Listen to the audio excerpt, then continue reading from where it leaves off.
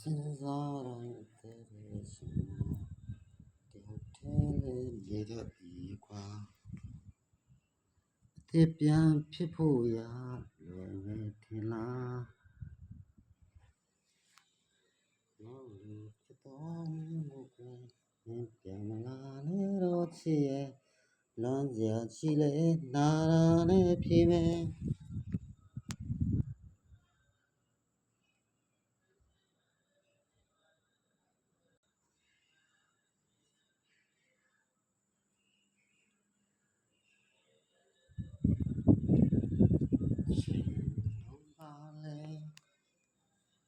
ရှိခဲ့ဘူးပါလေလောင်းလေးနှခဲ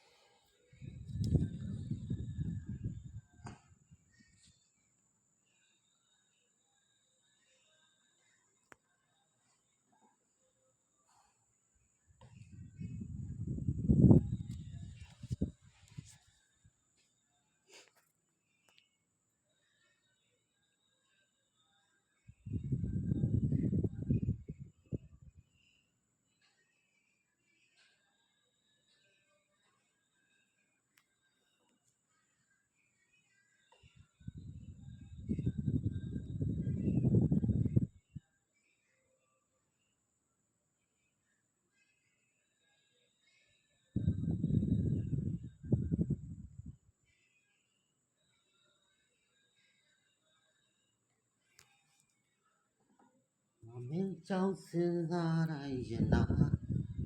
တယောက်တည်းလေးနေတတ်ပြီကွာ